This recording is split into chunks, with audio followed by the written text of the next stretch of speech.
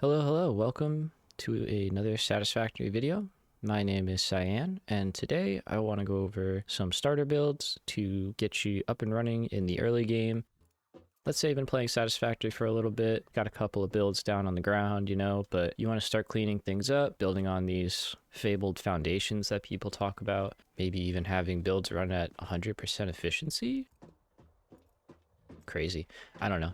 Let's give it a shot. I think I can get you there. So to get started, I'm going to assume you've already done a little bit of unlocking, but let's just make sure we've got these 5 technologies under our belts. So first off, we want to get, of course, base building to build on foundations. Next, we need to have logistics so that we can have splitters, mergers, and the occasional conveyor lift. Unlocking the MAM early is really good because on top of getting access to the map so that you can see where you are, you also get the MAM, which gives you access to a whole new tree of technologies. In tier 2, you want to make sure we've got obstacle clearing unlocked for solid biofuel, as well as logistics Mach 2, so that we get our conveyor belt Mach 2s, which will double our conveyor belt transport speed. Just wanted to jump in real quick. This is Cyan from the future. We're gonna just go over hard drives real quick because we do use one alternate recipe in the builds today, and that recipe is cast screw. So if you're not familiar with hard drives and alternate recipes, basically you explore around the map, you find these locations called crash sites. These crash sites have resources scattered around, are usually defended by some kind of mob, and inside the drop pod they require either resources or power to unlock, and once unlocked give you access to a hard drive. Once unlocked, you would return to your MAM using this top screen here. You would scan the hard drive for alternate recipes. It takes 10 minutes to complete, and once it is complete it will give you 3 options to choose from. For our purposes today, the only alternate recipe we need is going to be cast screw. That will simplify our iron build and is also going to come in handy down the line when we start working on automating rotors and modular frames. So with our unlocks taken care of, we've got everything ready. Let's go ahead and head over to our first build, which is iron. I've kind of got a little crazy, and for each one of our builds I've created a visual layout, flowchart if you will. Starting from the left, we have our raw resources that we bring into the system. They get smelted, further brought along the line, turned into each resource we need, and then into storage. You can also see I've listed out what it takes in terms of a mine, smelters, constructors, total power consumption. Let's take our first build here, iron, and let's translate it into some actual machinery. Now the first thing we're going to need is we're going to place down a splitter. Now it's important that you make sure that wherever your iron is coming in from, it has a Mach 2 belt. This is especially important if you're using a pure node, because a pure node will provide 120 iron ore a minute. A Mach 1 transport belt can only transport 60 items per minute, so it is not able to transport that max 120 items a minute, which is why we need to have the Mach 2s. If we left a Mach 1 transport belt on our design, we would essentially be limiting our input by 50%. So everything would run, but at 50%. So in order to make sure that doesn't happen, just double, triple check that there's a Mach 2 belt on the input of your system. Let's say you started off with normal nodes and you have 2 normal nodes. What I would personally recommend in this case is to still merge those 2 lines together and create a 120 line so that you have 1 input for your system. It's just a lot easier to keep everything organized that way. So with that all said, let's get started on the build. So we've got our splitter down. We're going to start off with our smelters. Now, if you see, when I move this smelter down in front of the splitter, I get a green line appearing. That green line is telling me that I'm aligned to not only the splitter itself, but also that the outputs are aligned. You see that second green line appear, that's telling me that my outputs are aligned. If I turn it around, again, nothing, because that's an input to an input, technically. or an output to an output, excuse me. So that's something very useful, helpful when you're building. So we're going to start out by placing 3 smelters directly next to each other. So skipping space 4 and 5, going to row 6 to place your last smelter. From here, get some splitters again. And we're going to place down 2 more splitters in columns 2 and 3. Now we're going to get everything hooked up and running. So my rule of thumb is these first 2 belts, make those Mach 2. And then if it's a splitter going into a smelter, you can make it a Mach 1. And as you can see, everything is moving through nice. We need to set a recipe. So using Control C, you can copy the recipe in a machine, and using Control V, you can paste it. Of course, the final thing to do is get power connected. And now you might be wondering, why am I doing power right now when nothing else is built? And the reason for that, we want a backlog to start forming as soon as possible so that when we build the machines down, they can start working right away. I personally am a fan of using manifold splitters. I highly recommend manifolds. The only downside is that they take time for everything to fill up the way they work. This smelter will receive most of the iron coming in. You have 120 iron in from this belt. It goes into a splitter. This belt is getting 60 iron a minute, and so is this belt. But it only needs 30. So as soon as it gets to 100, it's going to back up and send now only 30 down this belt, because that's the most it'll be able to take, and it'll pass the remaining 90 off onto this one, where the process will repeat, and then so on. So the downside of this is that it does take some time for all of your smelters to fill up. As you can see, that one's got 49, that one's only got 6. This one only has 1, and that one's technically empty.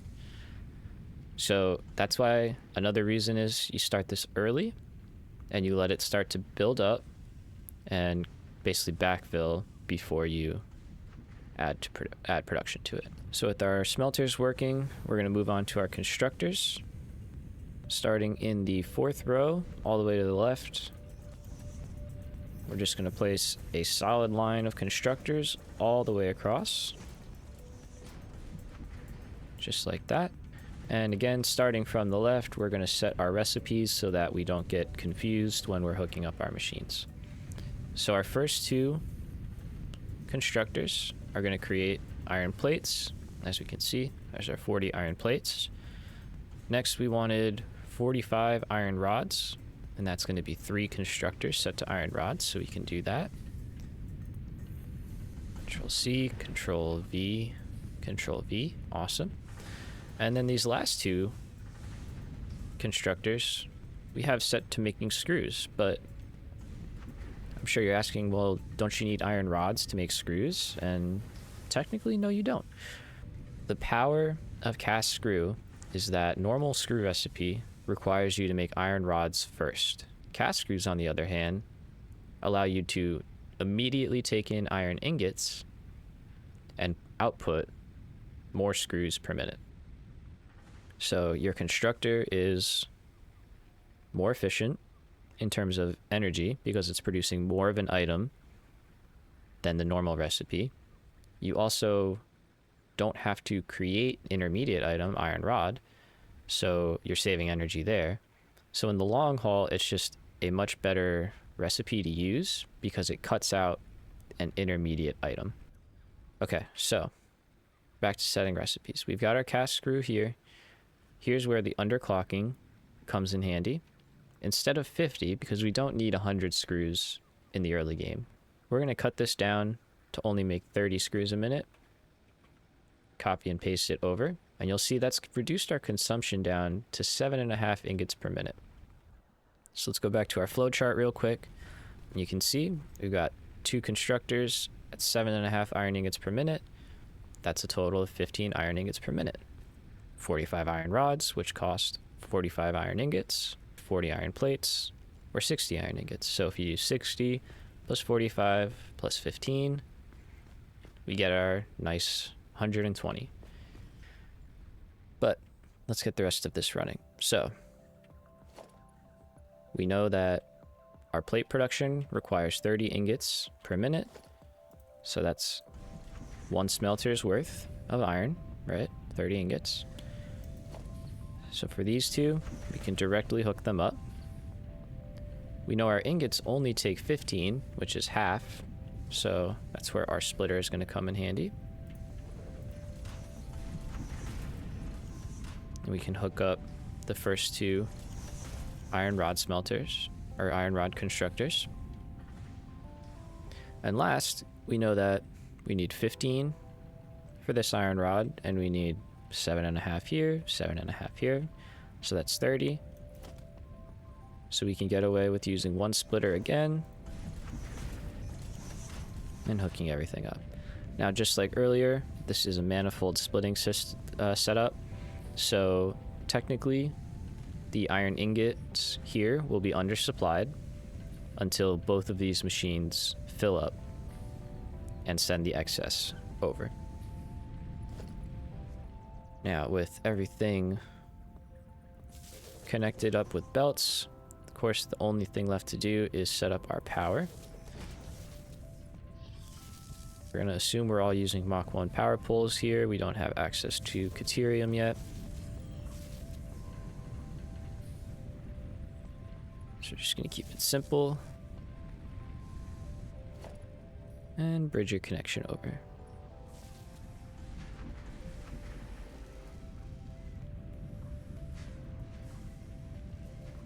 From here, you can kind of do whatever you feel is right.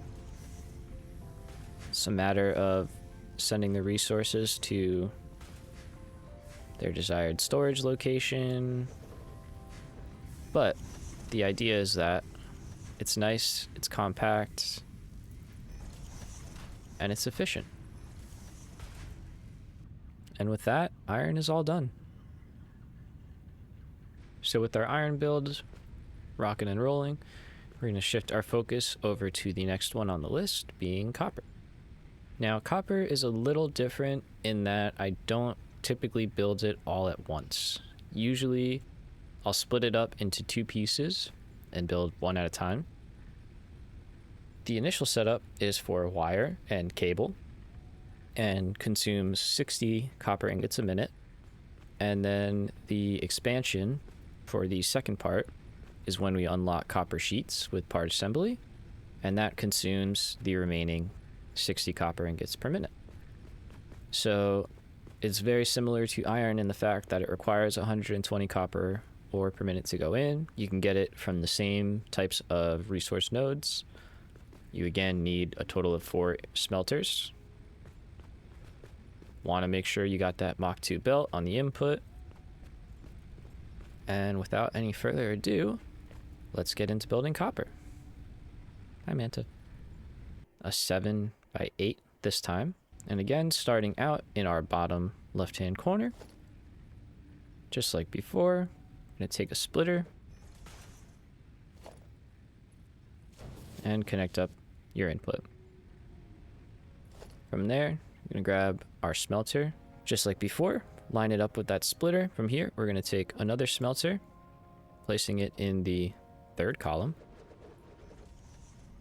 Again, followed by 1 more splitter. Now in this scenario, this is the end of our first setup. However, we do plan on expanding it, so I will use a splitter for this connection. Again, Mach 2 belts in between the splitters. From the splitters to the furnaces, Mach 1. And then set your recipes to smelt copper. And place down your power poles.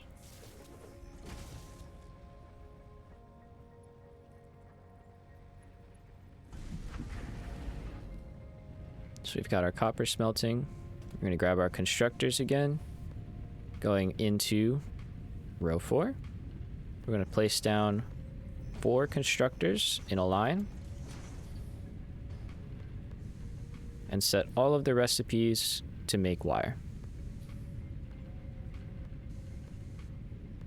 Next, take 2 splitters and place them in front of your smelters, and then use Mach 1 belts to connect everything up.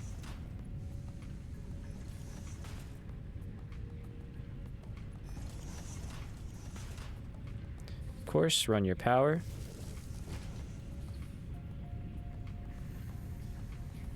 And here, I actually would like to leave power pole in the middle as well. You'll see why in a moment. All right.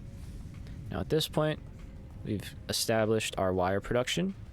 120 wire per minute, 4 constructors consuming 60 copper per minute. Next thing we want to do is grab a merger. Place 1 merger here and another like that. You could place them wherever works out best for your build, but for now this will do fine. And then connect 2 machines up to each merger to create 2 lines of 60 wire.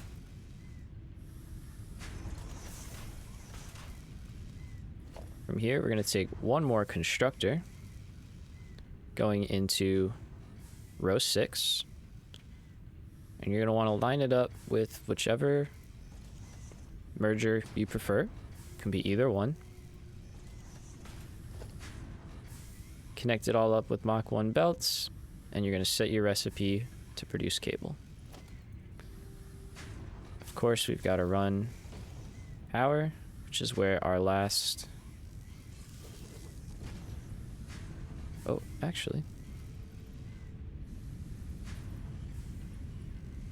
It's always fun when you notice something can be done better when you're doing it. There you go. So we can connect up power in an easy zigzag. From here, it's as simple as hooking up your outputs again.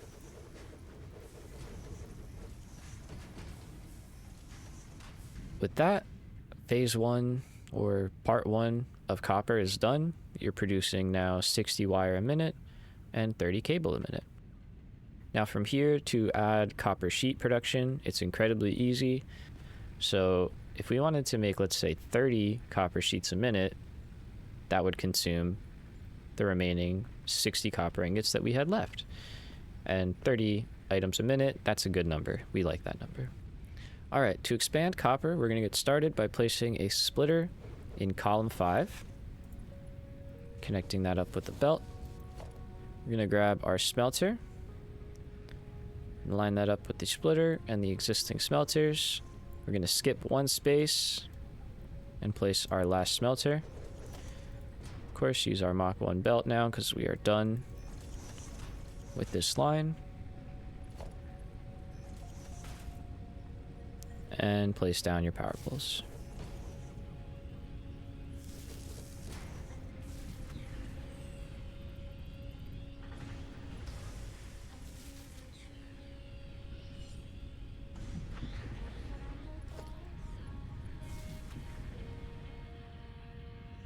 We've got our smelters placed and running. Next thing, of course, is our constructors. Continuing the line, we're going to place down 3 more constructors and set the recipe to copper sheet. Now, we need to figure out a good way to get our 60 copper a minute split into these 3 machines. Now, the way we're going to do that is we're going to take 2 splitters and line them up with each smelter.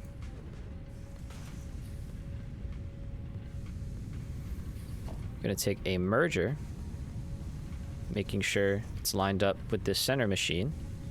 Connect the smelters to the splitters,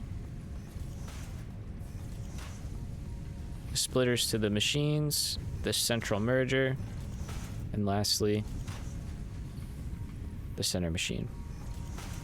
Now the way this is going to work is it's going to take this line of 30 and split it so that one machine gets 15 and one gets 15, and do the same thing on this side, giving 15 and 15. This central machine is going to be oversupplied initially. Once the machine is completely full, these lines will back up and the excess copper will go into the two on the side. We can go ahead and there was a reason for that. That's fine though. We can show you a nice tip. This is something I don't think a lot of people know. I didn't know for a while. If you grab a power pole and aim it at a power line, you can put it into that line without breaking it and not disturbing your production. So all we need to do here is we just need to switch where that line is coming from. So we can take this down here and wire up our last three machines. Okay, no big deal. So copper sheets have been added. We fixed our little wiring problem there. And of course, the last thing to do is merge up all of our outputs, pick a good place to store everything, and we're done. All right, so our last two builds are much simpler, but that doesn't mean they're not important. To get started, first one is going to be concrete.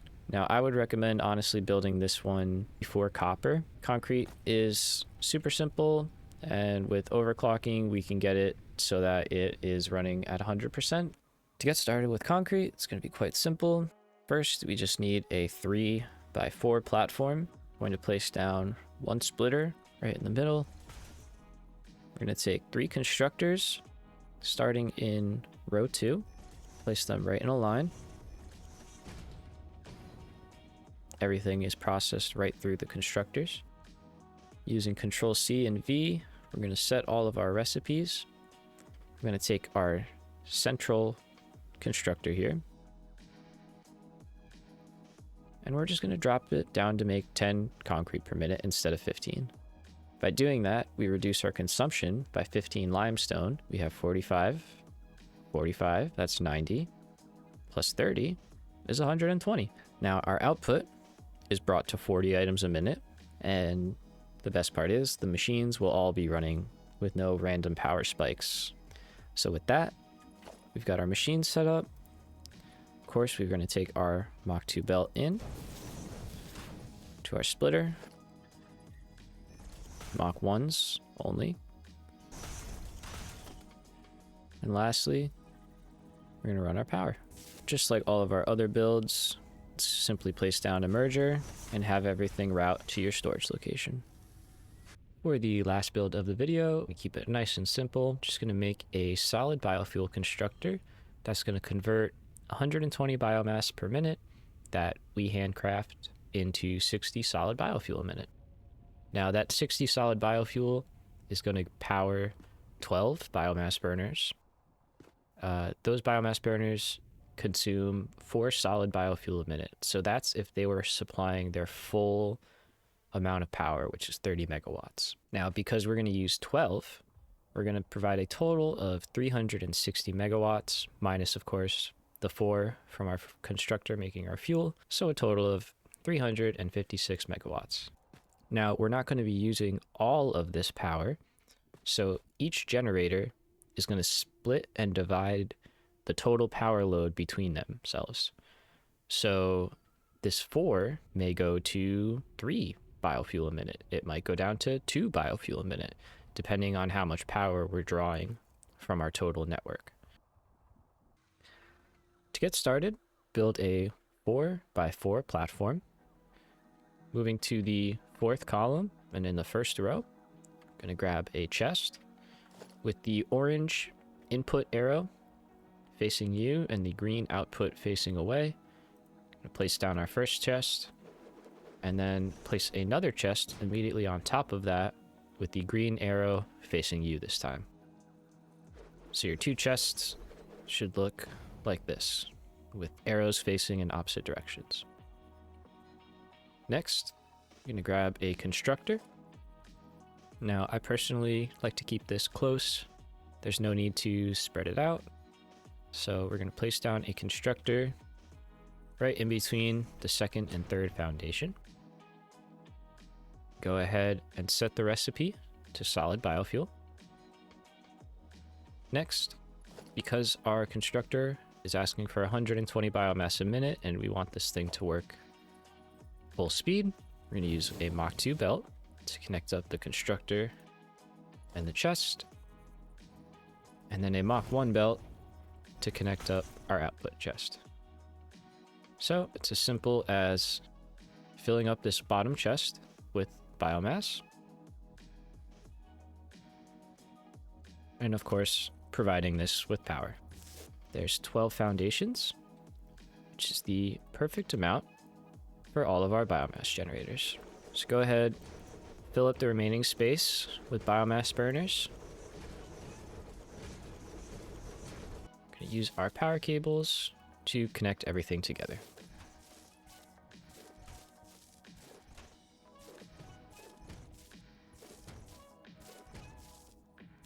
And just like that, the build is done. It's as simple as powering up some of these generators, and you can see constructor kicks into gear, and your solid biofuel completes the loop and goes back into the top chest. Alright, with our power setup complete, we can officially call this starter base done. We've built an iron setup, a copper setup, concrete, and we've stabilized our power supply. Thank you all for watching. I hope you enjoyed. If you have any questions or comments, feel free to leave them down below. Really appreciate it. Make sure to like this video, subscribe if you want to see more like it. I've got another video coming out going over reinforced plates, rotors, and modular frames.